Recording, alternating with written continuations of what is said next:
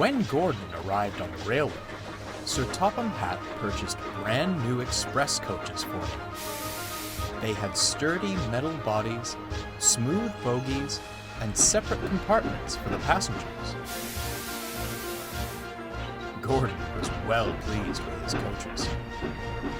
The old coaches felt left out.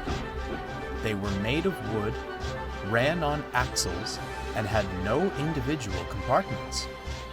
Time and wear led the railway inspectors to see them as unworthy of the main line. The coaches were most upset. "Cheer up," smiled Edward as he shunted them into the carriage sidings. "You'll still be useful on the branch line trains." "Branch lines!" they shuddered. "How embarrassing!" While Henry was shut in the tunnel, Edward took over his local trains. He knew all about being left behind and brought the old coaches out every chance he got. This cheered them up, until Gordon voiced his opinions.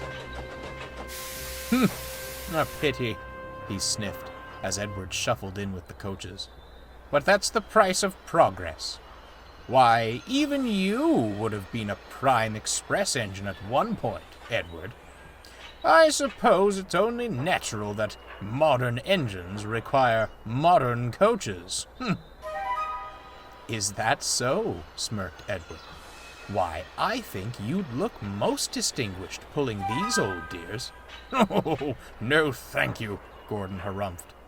"They'd be open-top carriages before I even reached top speed. Now these are proper coaches," he finished, eyeing the express behind him. "Is that what they are?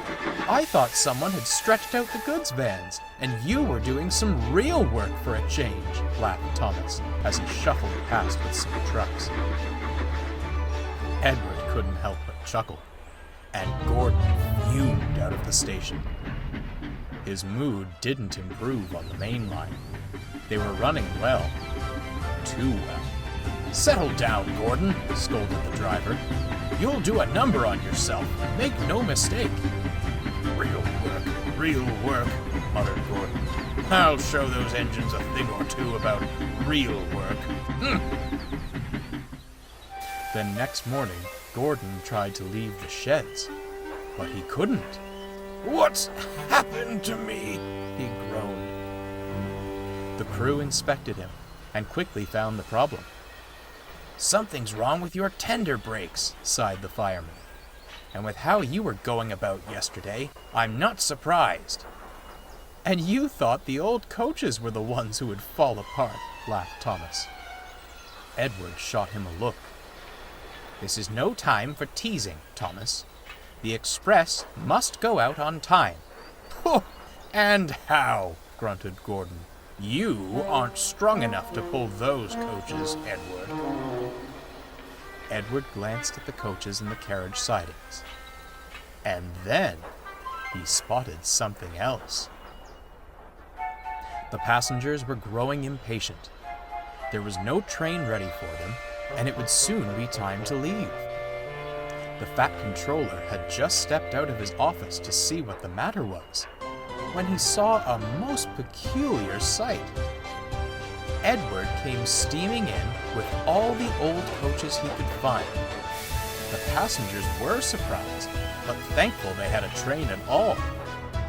They hurriedly boarded the coaches, and the fat controller smiled. "Well done, Edward. Most resourceful of you. Don't push yourself too hard now." "I may not match Gordon's pace, sir," smiled Edward, "but I'll have a jolly good try." The guard blew his whistle, and Edward started away.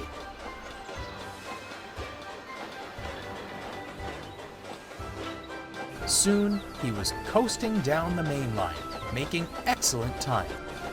He whooshed through the tunnel, giving Henry quite a surprise. "Go on, Edward! Go on!" he cheered. Come along, Edward puffed. "Gentle and fast, gentle and fast," cooed the coaches. They were very pleased with Edward.